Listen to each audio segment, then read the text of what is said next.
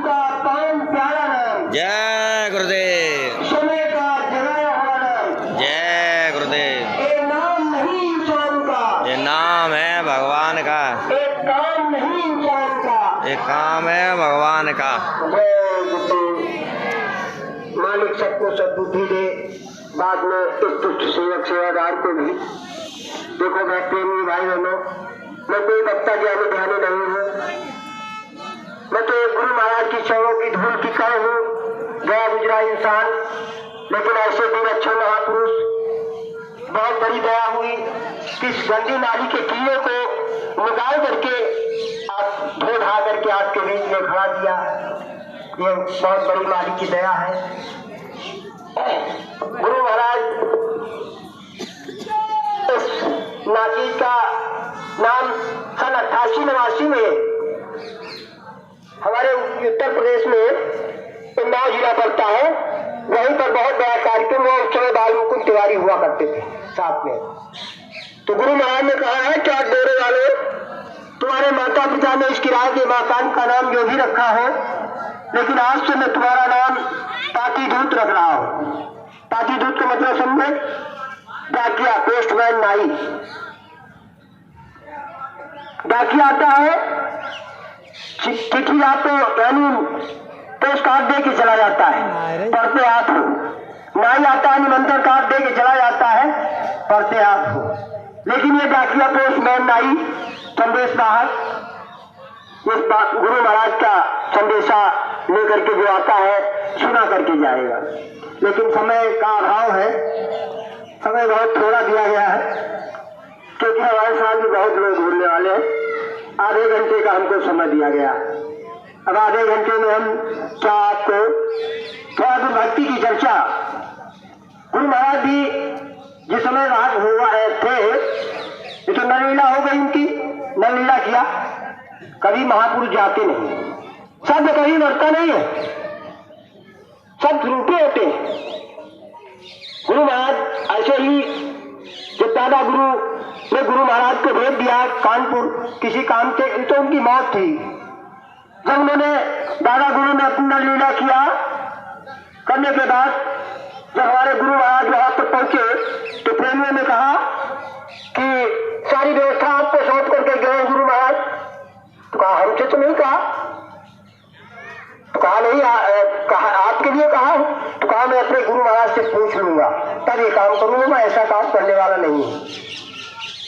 तो कहा आप तो गुरु महाराज नहीं है, गुरु महाराज तो चले गए। कहा आपके लिए चले गए, लेकिन हमारे गुरु महाराज मेरे लिए आज भी है, मैं अपने गुरु महाराज से पूछ लूंगा तब ये काम करूंगा।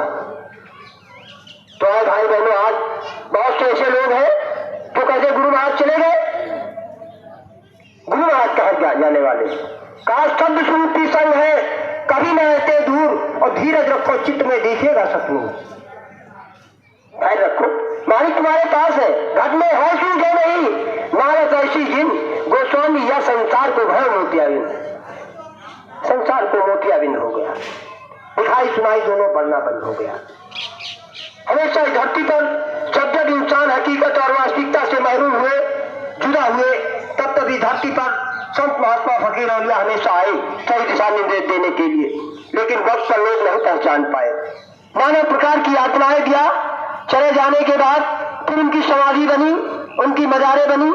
लोग आज समाधि और मजारों पर जाते हैं, मत्था पड़कते हैं, फिर भी उनकी समाधि से लोगों को लौकिक लाभ की प्राप्ति हो जाया करती है। लौकिक का मतलब जैसे आपके घर में कोई बच्चा बीमार है, गए समाधि और मजार से विभूति ले आए, खिला दिया, बच्चा ठीक हो गया। आपके घर में जानवर कोई दूध नहीं दे रहा, गए समाधि और मजार से विभूति खिला दिया, ला करके दूध देने लगा। ये लौकिक लाभ। लेकिन पारलौकिक लाभ की प्राप्ति तो जीते जी हुआ करते हैं। जिसने पाया तो जीते जी पाया, मरने के बाद ना आज तक किसी को कुछ मिला है न मिलेगा। तो हमेशा इस धरती पर संत महात्मा आए, सताए गए।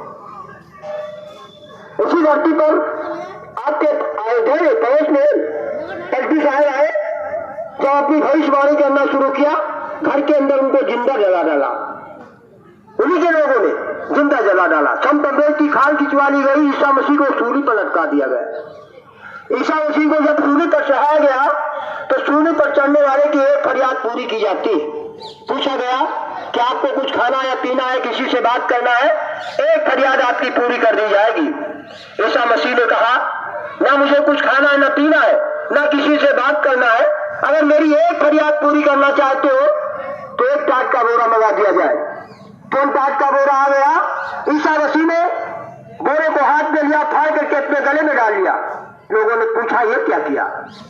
कहा, एक जिस समय कयामत के कुछ लोगों के शरीर पर बोरा नजर आए तब समझ लेना कयामत का वक्त आन करीब है। ऐ भाई बहनों, गुरु महाराज ने 1 करोड़ लोगों को एक दिन की आवाज पर सन 83 में 1 करोड़ लोगों को टाट बोरा पहनाया। ये कयामत का वक्त है। अभी देख रहे यूक्रेन रूस में कितना नरसंहार हुआ। तो हमेशा इस धरती पर महापुरुष आए, लोग नहीं समझ पाए। कहा, सदा संसार में सत्पुरुष नर्तन भर के आए हैं, मगर ये संसार वाले क्या कभी पहचान पाए? अरे हितो देश की मूरख, न संधिरार के उनसे भयंकर फल मिला उनको, आज दुनिया में पाए। वो पहनर जात का रावण जो 4 वेदों का ज्ञाता था, न सच्ची राम की मानी युद्ध कर चल गवाए। तो हमेशा धरती पर संत महात्माएं सताए गए। तो अतीत के महापुरुषों ने देखा, समझाते समझाते रो दिए, ये जीव नहीं चेता। तब जितने महापुरुष अतीत के महापुरुष आए, कहा मेरी बात नहीं सुन रहे जीव। तब जाकर के इनको आवाहन किया। अतीत के महापुरुषों ने निषेध कर दिया। कहा, ये जीव जगत के अंधे, ये जीव जगत के अंधे, सब फंसे काल के फंदे, इनसे मत कुछ कहियो, भेद छुपा रही हो। कहा, इनसे भेद मत बताना। अतीत के महापुरुषों ने निषेध कर दिया। लेकिन हमारे गुरु महाराज ने कहा, नहीं बच्चों, मैंने तुमको भेद बताया है, अगर नहीं बताओगे तुमको भारी कलंक लग जाएगा। इसलिए कलंक से बचने के लिए जगह जगह पर गुमान बात चर्चा है। मैं सत्संग सुनाने की मेरी हैसियत नहीं है, सत्संग तो ऐसे महापुरुष सुनाया करते हैं, हम तो उनकी गुमान बात चर्चा करते हैं। कुछ चीजें गुरु महाराज ने सबको एक ही रास्ता बताया है, सबको एक ही साथ बैठा करके सुनाया है। अब ये कुछ चीजें आपको याद है, हमको नहीं याद है, कुछ हमको याद है, आपको नहीं याद है। तो आपस में बैठ करके आपस में जब चर्चा हो जाती है तो इससे गुरु भक्ति दृढ़ होती है। हाँ, इतना जरूर है कि जैसे लोहे पर जंग लग जाती है तो चुंबक काम नहीं करता है, उसका एक औजार होता है रेखमाल। जब एक बार लगा दिया जाता है फिर चुंबक काम करने लगता है। तो यही कुरान बात चर्चा रेखमाल का काम करती है। जो मन बुद्धि अंतःकरण गंदा हो गया, कुरान बात चर्चा के द्वारा सफाई हो जाती है, गंदगी दूर हो जाती है। तो आइए उस गंदगी को कैसे हम आप तक दूर करेंगे, एक बार मालिक के नाम का उद्घोष करें। जय गुरुदेव।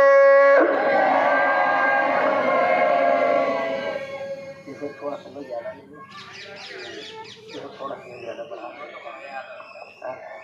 अच्छा, चलिए मैं आपके इसी मध्य प्रदेश की कहानी आप लोगों को सुना रहा हूं।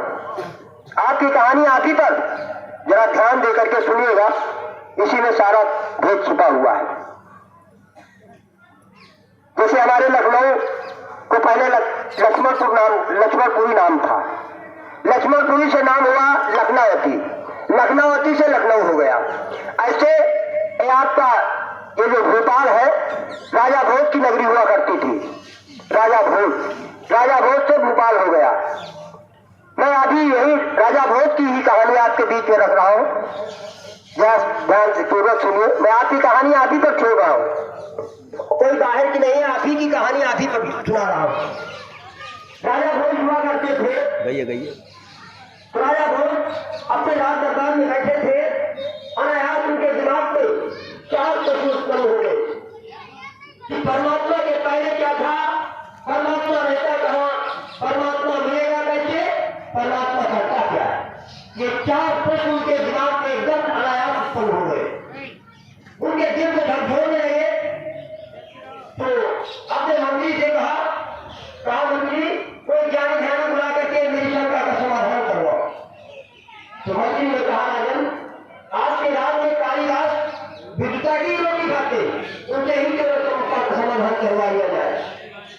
कालिदास को तुरंत बुलाया गया।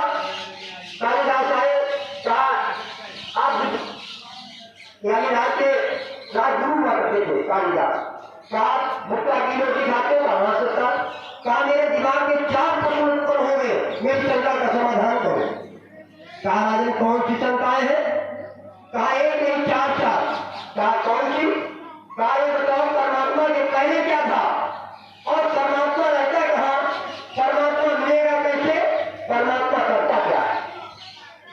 अब कालिदास केवल वाचक ज्ञानी थे, जैसे आज के संसार के ज्ञानी एक साथ पुराण ज्ञानी पढ़ रहे गीता रामायण पढ़ रहे ज्ञान को प्राप्त करके बौद्धिक विकास पैदा कर लिया, बौद्धिक बुद्धि की पहलवानी करते हैं।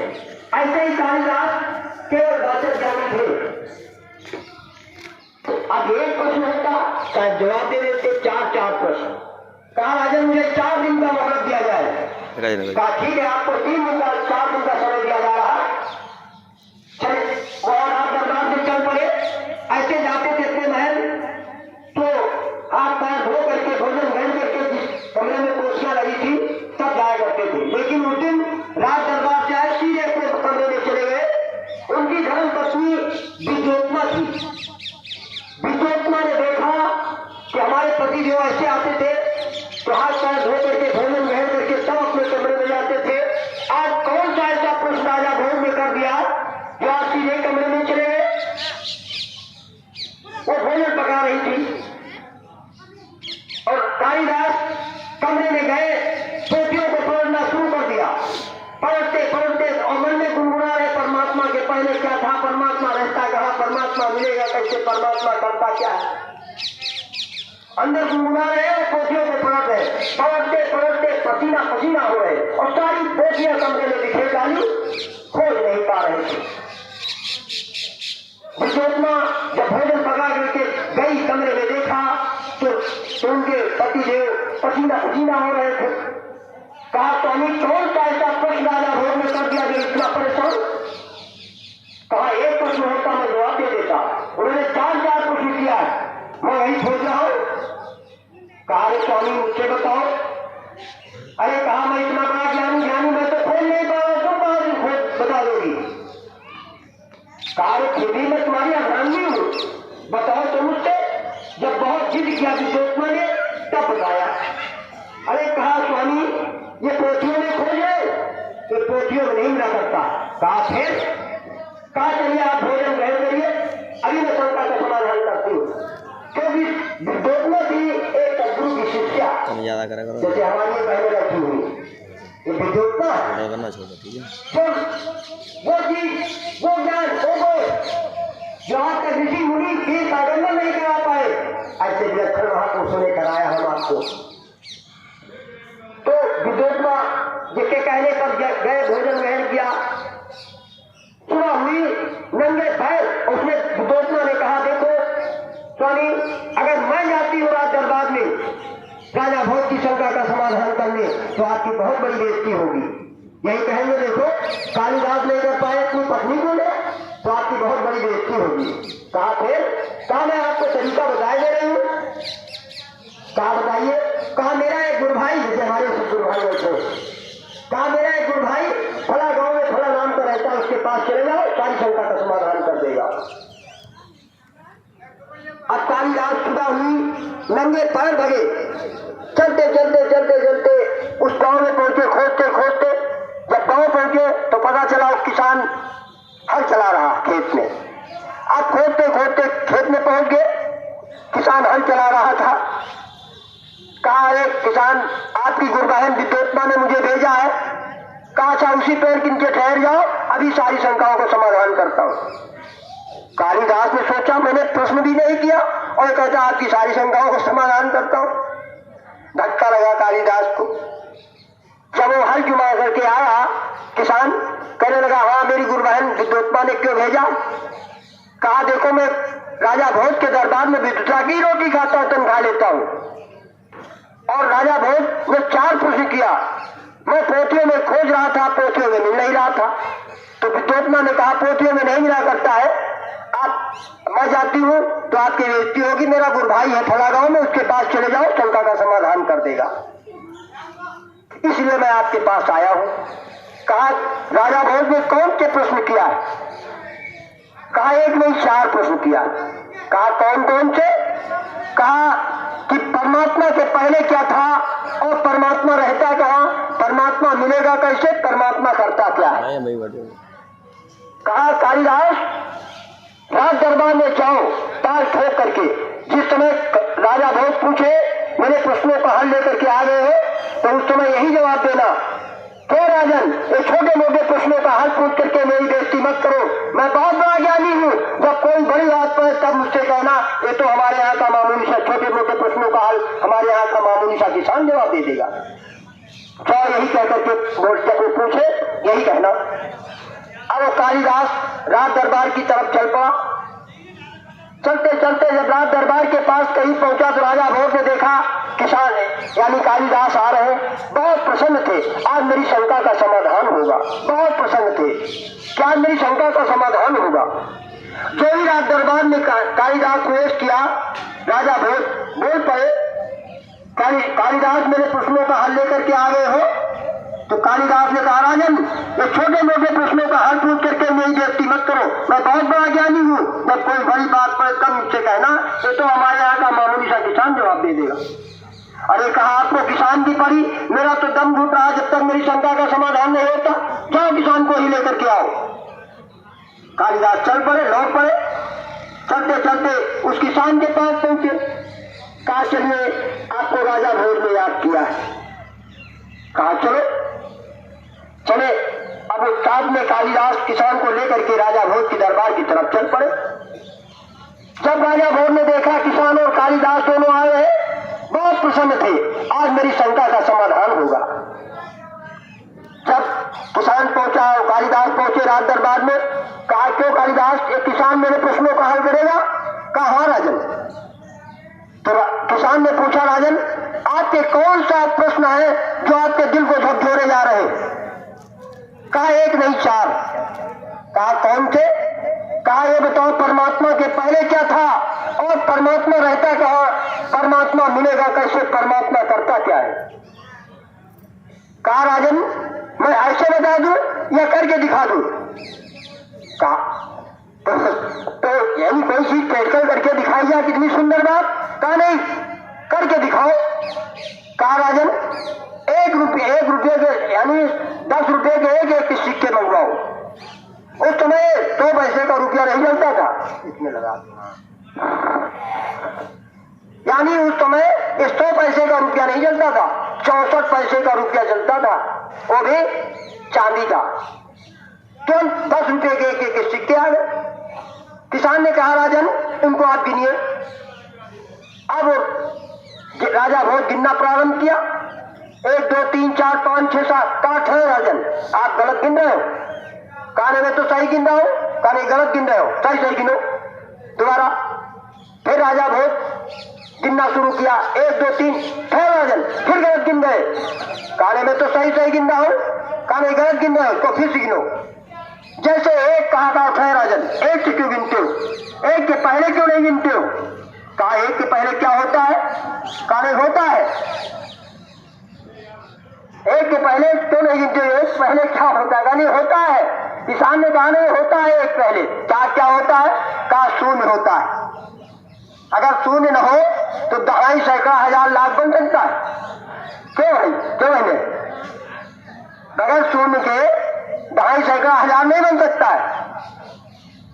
तो कहा देखिए राजन ये जितना देख रहे हो जल पृथ्वी अग्नि वायु आकाश नक्षत्र जलचर थलचर जितना देख रहे हो ये शून्य देश है, ये शून्य देश की रचना है, यहाँ कुछ नहीं था। कहा फिर ये रचना कैसे हुई। कहा एक अनी अनामा अज सच्चिदानंद प्रधामा वही था। कहा फिर ये रचना कैसे हुई। तो कहा तब उस किसान ने बताना शुरू किया। कहा वही था, केवल वही था, अनी अनामा सच्चिदानंद प्रधामा वही था और कुछ नहीं था। कहा रचना कैसे हुई।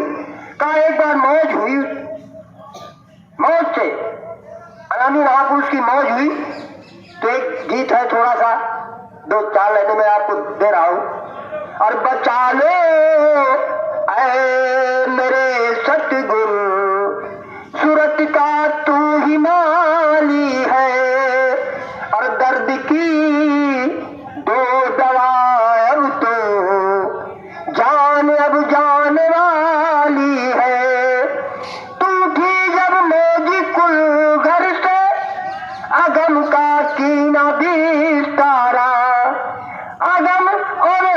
लेख रच डाला, रचा सतलोक भी प्यारा। अरे अनंतो लोक रच डाला, अनंतो लोक रच डाला। शान तेरी निराली है, अरे बचा लो ऐ मेरे परवर, रूह का तू ही मालिक है। तो काल से तप करा करके हुए खुशकाल पर भारी, दिया त्रिलोक का शासन काल ने माया रच डाली। और बनाया वेद का बंधन, बनाया वेद का बंधन, कयामत कैसी डाली है।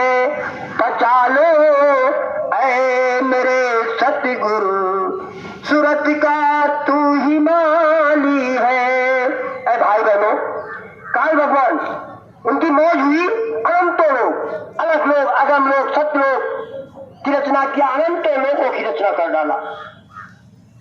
16 ब्रह्मों का देश निकाला हुआ। एक वहां से थोड़ी सी गंदी आ गई, थोड़ी सी गंदी उस खाली करने के लिए 16 खंड ब्रह्मांड यानी निकाला हुआ वहां से। तो सबसे छोटे काल निरंजन थे, उनसे घोर तपस्या करवाया। कितने वर्ष? यानी 70 युग काल ने तपस्या किया, घोर तपस्या किया 70 युग। तब जाकर के उनकी प्रसन्न हुए, उनकी तपस्या से तब जीवों को भंडार दे दिया। मांगा जीवों का भंडार, तो जीवों का भंडार दिया। अब रचना कैसे करें? तो फिर 60 युग फिर तपस्या किया, 60 युग फिर तपस्या किया, तब आद्या मां शक्ति को पाएगी। क्योंकि बगैर पत्नी के रचना नहीं हो सकती। अगर पुरुष है, पत्नी नहीं तो रचना होती, बच्चा होगा। तो इस तरह से रचना हुई, उन्होंने किया।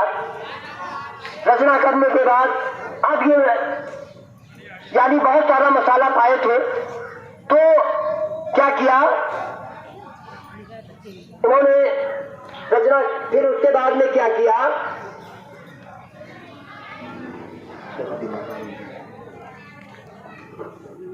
फिर इन्होंने भाई कर लो भाई।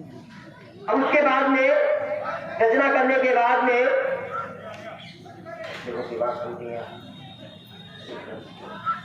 ठीक है। चला तो अब आइए ऊपर कहानी की तरफ चलिए।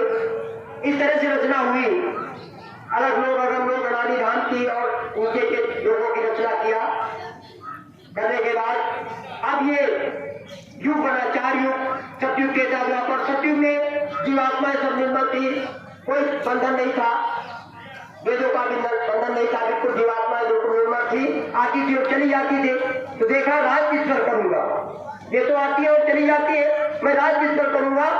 तो इन्होंने क्या किया, अपने ऊपर के मंडल के ब्रह्म ओंकार ब्रह्म से इन्होंने विनती प्रार्थना किया, कहा ये तो मेरा देश खाली हो, मेरे सामने दया करिए, नहीं मेरा देश खाली हो जाएगा। तो उनके मुख से वेद निकले। वेद किसको सुनाई पड़े? निरंजन को। उन्होंने ब्रह्मा को सुनाया, ब्रह्मा सुनते गए, लिखते गए, सुनते गए, 1 लाख श्लोक लिखा, 80,000 कर्मकांड, 16,000 उपासकांड, 4,000 ज्ञानकांड लिख करके तैयार किया। फिर उन्होंने, ब्रह्मा ने क्या किया, ऋषियों मुनियों को सुनाया, ऋषियों मुनियों को सुना करके यानी सबको कह दिया कि देखो संविधान लागू हो गया, संविधान लागू हो गया, कोई पाप करे, पूर्ण करे, न्याय करे, अन्याय करे, अच्छा करे, बुरा करे। इस तरह से धीरे धीरे धीरे धीरे अच्छा न्याय करते करते जीवात्मा के यहाँ पर ज्वालामास आने लगा। फिर यानी युग का परिवर्तन होता गया। पहले 1 लाख वर्ष, फिर 10,000, फिर 1,000, फिर कलियुग में 100 वर्ष आए लगे। इस तरह से रचना हुई। फिर क्या हुआ, अब आइए उधर तरफ चलिए कहानी की तरफ। इस तरह से रचना हुई सूर्य देश की। तो कहा अच्छा ये बताइए परमात्मा मिलेगा कैसे? कहा मैं करके दिखा दूं या ऐसे बता दूं? कहा नहीं करके दिखाओ। कहा राजन देखो मैं अभी खेत से हल चला करके आ रहा हूं, मेरे भूख भी लगी और प्यास भी लगी। कहा फिर? कहा 1 गिलास दूध मंगा दिया जाए। तो 1 गिलास दूध आ गया और किसान ने हाथ में लिया, यूं भी डालता, यूं देखता, यूं डालता, यूं देखता। तो राजा भोज ने कहा बिल्कुल प्योर दूध, इसमें कोई मिलावट नहीं। कहा मैं ये नहीं देख रहा हूं इसमें मिलावट है या नहीं। कहा फिर क्या देख रहे हो? कहा मैं देख रहा हूं इसमें घी है कि नहीं, इसमें घी है या नहीं। कहा घी कहीं इस तरह दिखाई देता। राजा भोज ने कहा कि घी कहीं इस तरह दिखाई देता। कहा फिर किस तरह दिखाई देता है? कहा पहले पकाया जाता है, फिर जमाया जाता है, फिर पिरोया जाता है, नानू निकलता है, तब दिखाई देता। कहा इतनी युक्ति करनी पड़ती। कहा इतनी युक्ति परमात्मा को प्राप्त करने लगती। जैसे दूध में घी है दिखाई नहीं देता, उसके लिए युक्ति करनी। वक्त कहीं खोजे कहीं भी जावे हाथ और कहे कबीर जब पाइए जब भेद ही लीजिए साथ, भेद ही लीजिए साथ। वक्त दे रखाए कोई जन्म का पंथ था पल में पहुंचाए। जब तक भेद ही नहीं मिलेगा, भेद बताने वाला नहीं मिलेगा, तब तक वो चीज नहीं मिलेगी। जैसे दूध में घी है दिखाई नहीं देता, रहता भी है उसी के अंदर और मिलता भी उसी के अंदर। ऐसे ही परमात्मा हर इंसान के अंदर रहता है और मिलता भी इसी के अंदर, रहता भी इसी के अंदर और मिलता भी इसी के अंदर। लेकिन जब तक भेद बताने वाला, युक्ति बताने वाला नहीं मिलेगा, नहीं पाओगे। खोजते रहो, चाहे जहां खोजो, बस बैठी तुम्हारे अंदर। खोज कहां रहे हो? मंदिर मस्जिद गिरजाघर गुरुद्वारों में, तीर्थों में, वहां नहीं है, तब इसी के अंदर भरा हुआ है। लेकिन भेद बताने वाला जब मिल जाए तब इसी के अंदर भरा हुआ है।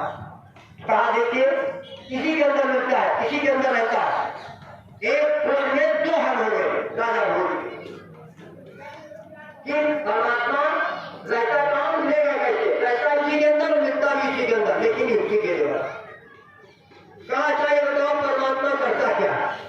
कहा राजन मैं करके दिखा दूं या ऐसे बता दूं? कहा नहीं करके दिखाओ। कहा राजन जिस तक पर आप बैठे हो थोड़ी देर के लिए मुझे देख सकते हो। कहा जो अपने सर पे ताज लगा रखे हो थोड़ी देर के लिए मुझे देख सकते हो। किसान ने कहा कहा जहां पर मैं बैठा हूं वहां आप बैठ सकते हो। कहा अब जहां पर राजा भोज जिस तक पर बैठे थे उस तक पर जाकर के किसान जाकर के बैठ गया, वही ताज लगा करके राजा भोज का। और जहां पर किसान बैठा था वहां पर राजा भोज जाकर के बैठ गए। कहा किसान ने पूछा राजन इस समय मैं कौन हूं? कहा आप तो इस समय राजा है। कहा मैं प्रजा। कहा बस यही काम वो करता, गरीबी अमीरी सुख और सुख यही वो करता। भाई कभी गरीबी हुई, कभी अमीर हुए, कभी सुख हुआ, कभी दुख हुआ, यही वो करता है, यही वो करता है, यही वो करता है। तो आए भाई बहनों, ये दुख सुख का देश है। मैंने देखा है धरती पर 2 ही प्रकार की जातियां, एक गरीब एक अमीर, एक छोटी जात एक बड़ी जात। छोटी जाति के लोगों ने हरिजन कहा, यही कहा ना हरिजन, और बड़ी जाति में सवर्ण कहा गया। मैंने बचपन में देखा, मेरे पिताजी काम पर बैठे रहा करते थे, तो जो कोई छोटी जाति के लोग आ जाते थे तो मेरे पिता कहते थे बच्चों या काट की गोली लाल डाल दो, बैठ जाए, गोली लाल डाल दो, बैठ जाए। आज वो बड़े प्यार से बैठ जाता था काट गोली पर। उस समय मानवता इंसान मुलाकात प्रेम गया, आज सब खत्म हो गया। वही काट गोली जो मैं बैठे हरिजन को देता था, वही काट गोली मेरे शरीर पर मुंह मार के डाल दिया। मैं तो हरिजन का हरिजन हूँ, यही हरिजन का हरिजन। लेकिन आए भाई बहनों छोटे दीन बन जाओ, दीन बन जाओ। ये सब मन दीनता का है। कहा हरिजन बन जाए ऐसा बन कि हर सुजन के हक कर दे और भजन के जोर से अमराज के खाते को भजन कर दे, ऐसे हरिजन बनना। तो आए भाई बहनों आपको भजन ध्यान सुनने का रास्ता गुरु महाराज ने वो जोर दिया है कि धरती की मिट्टी को कागज को हीरा बना दो और कैसे दौलत मिल जाए, मिलने वाली हो। वो दौलत आपको रूहानी दौलत गुरु महाराज ने दिया, भजन ध्यान सुनने का रास्ता बताया। और जिस समय गुरु महाराज भजन ध्यान सुनने का रास्ता 5 नाम 5 रूप 5 स्थान हर एक की आवाजें बताया करते थे, तो हमारे माननीय तिवारी जी बैठे रहा करते थे मंच पर, तो गुरु महाराज कहते थे समझा इनको भजन ध्यान करना समझा दो। वो खुद नहीं समझ पाए, उनको क्या समझाए, खुद नहीं समझ पाए। अरे भक्ति है, संसार की भक्ति बहुत आसान है, लेकिन ये जो भक्ति सूली पर चलने के बराबर, जो सूली पर चलेगा वही प्रभु को प्राप्त कर सकता है। ये भजन गुरु महाराज कहा करते थे, भजन क्या सुनने का नाम भजन हेतु बताया करते थे। सुनने का नाम भजन और देखने का नाम ध्यान और सुबह याद करने का नाम। तो क्या सुना, जो 5 नाम 5 रूप 5 स्थान एक की हर एक की आवाजें जो ऊपर के धनियों की आ रही थी, क्या कभी सुना, किसी ने सुना? अगर सुना बड़ी अच्छी खुशी की बात, मैं तो बहुत प्रसन्न हूँ कि कम से कम सुना तो, भजन किया तो, या सुना नहीं तो कौन सा भजन किया, और देखा नहीं तो कौन सा ध्यान किया, याद सुमरन किया, किसकी याद किया? अरे भाई बहनों, कहां पर बैठे हो? बैठे कहो, नीचे बैठे हो, नीचे मंदिरों में बैठे हो, राती ना ये 3 लोग 14 फुट की रक्षा किसकी है? काल की है। कहाँ बैठे हो? सबसे नीचे बैठे हो। भजन कहाँ करते हो? नीचे बैठ के करते हो, नीचे बैठ के करते हो। तो क्या है? मृत लोग, ये मृत लोग है, भक्ति लोग मृत लोग, और ये नर्म लोग, इसको नर्म लोग भी कह सकते हो। कहाँ बैठ के साधना करते हो? नीचे बैठ करके, और ऊपर देखिए, और गुरु महाराज ने कहा का रास्ता बताया, ऊपर का रास्ता बताया ना, तुम्हारी सूरत मूल स्वर जीवात्मा कहाँ बैठी है? सबसे ऊपर। नीचे क्या है? इन आंखों के नीचे गंदगी, मन इंद्रियों के घाट, इन आंखों के नीचे मन इंद्रियों के घाट है ना, और ऊपर स्वर्ग लोग। ये नाके पर जीवात्मा, जहाँ पर माताओं रहने बिंदी लगाती, पंडित पुजारी चंदन तिलक लगाते हैं, तो क्यों लगाते हो यहाँ पर? ये बिंदी यहाँ पर क्यों लगाई जाती? पंडित पुजारी चंदन तिलक यहाँ क्यों लगाते? यही हरि का घाट है, हरि का द्वार, हरि की पौड़ी यही है, यही पर, यही नाका है, यही नाका है। ऊपर स्वर्ग लोग और नीचे मृत लोग। आप बैठ के कहाँ भजन करते हो? नीचे मृत लोग में, काल के लोग में। तो किसकी साधना करते हो? नीचे बैठ के। मन इंद्रियों का हाथ कहाँ पर है? मन की डोरी किसके हाथ में? माया के हाथ में। देखिए इसी के चारों तरफ, इसी के चारों जीवात्मा जो रूप बैठी छोड़ बैठा है, इसी के चारों तरफ मन बुद्ध चित्त अहंकार बैठा हुआ है। मन क्या है? माया। बुद्धि क्या है? विष्णु। चित्त क्या है? ब्रह्मा। और अहंकार क्या? ये चारों तरफ से ये 4 सिपाही आगे हमारा शक्ति में लगा रहा है, क्योंकि निरंजन भगवान तो चले गए, अहम ध्यान करते हैं सब पुरुष का। चलो अच्छा दूर सारी बात बोल आज्ञा महाशक्ति को सौंप दिया, और आज्ञा महाशक्ति ने 4 सिपाहियों को लगा दिया, मन बुद्ध चित्त अहंकार को, ब्रह्मा विष्णु महेश और माया को लगा दिया कि एक भी जीवात्मा अपने देश से निकल के जाने न पाए। ये चारों तरफ पहरा दे रहे जीवात्मा को, लेकिन वो बंदिश हो, ये बंधन छुड़ाने के लिए आए, पीछे निकाल करके आपको ले जाए। आप जन्माष्टमी में आते हो, खूब धूमधाम की जन्माष्टमी में आते हो। कौन सी जन्माष्टमी? अष्टमी? अरे 8 रस्सियों से नाम बंधी हुई है जीवात्मा, 8 बंधो, उसकी जाके खोली तब उसकी अष्टमी बढ़ाई। आपकी जन्माष्टमी कब होती है? आपका जन्म कब होगा? जीवात्मा कब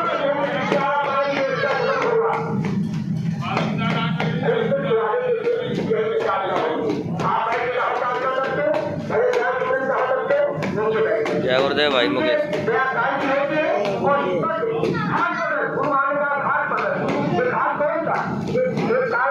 हुआ सीख रहे हैं गुरु महाराज के भंडारे में।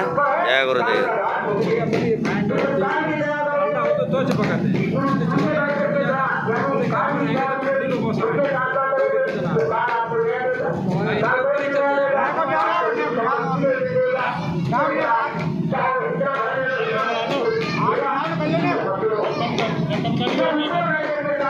गया कम करने छोड़ हिसाब रखो कैसा और वही का गुरु महाराज से चलो तो वही न्याय के बाद यही दया का हाथ है दया यही करनी जब दया के घाट पर बैठ करके दया मांगोगे तब जाकर के आपके अंदर चेतन बुद्धि चेतन ज्ञान चेतन तब जाकर के आपको दया का अनुभव होगा लेकिन उसके लिए क्या करना होगा बिंदे बोंदी हो सन्ने का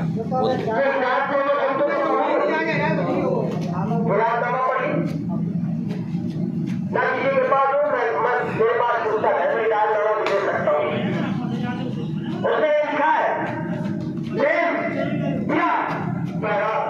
और उसके साथ में क्या है 3 महीने का ब्रह्मचर्य पालन 3 महीने का ब्रह्मचार्य पालन अगर करोगे प्रेम करोगे प्रेम पैदा होगी भाई आज संसार से प्रेम किया अगर संसार की जिंदगी चली जाए बच्चा चली जाए बच्चा चला जाए बच्ची चली जाए माँ चली जाए बेटा चला जाए बड़े भाई आप सुनते क्यों क्यों क्या संसार इनसे प्रेम किया इसलिए लोगों ने जिससे प्रेम होता है जिससे प्रेम होते हो जिससे प्रेम नहीं होता उसके लिए होते अगर उससे प्रेम किया उससे प्रेम के लिए होते उससे प्रेम किया नहीं आप इससे प्रेम किया संसार से इस तरीके से प्रेम किया इसी प्रेम के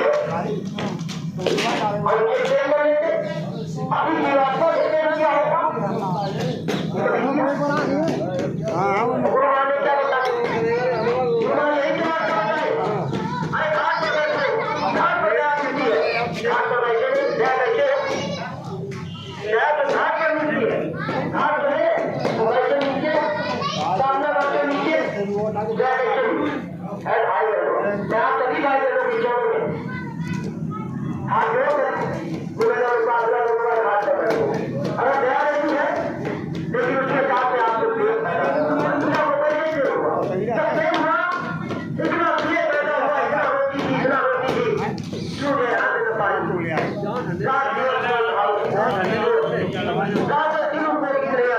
भाई बहनों आप लोग रात में सोते हो मैं रात में रोता हूँ जब आप जागते हैं तो मैं हंसता हूँ बखर कितना मैं आपको यकीन और विश्वास के साथ कह रहा हूँ कि आप घाट पर बैठ जाइए और जो रास्ता गुरु महाराज ने बताया घाट पर बैठिए अगर आपको सुनाई दिखाई सुनना पड़ना शुरू हो जाए तो आपके इस मध्य प्रदेश से जो सबसे ऊंचा पेड़ हो मुझे फांसी के फंदे पर लटका देगा जब हो रहा कैसे नहीं सुनाई पड़ेगा वो बराबर हो रहा उसी के लिए तो कबीर साहब ने कहा बिना बजाए मृत्यु बाजे घंटा शंख नगाड़ी दे और पहला सुन सुन मत हो गए तन की शुद्ध बिताई अरे बैठो बात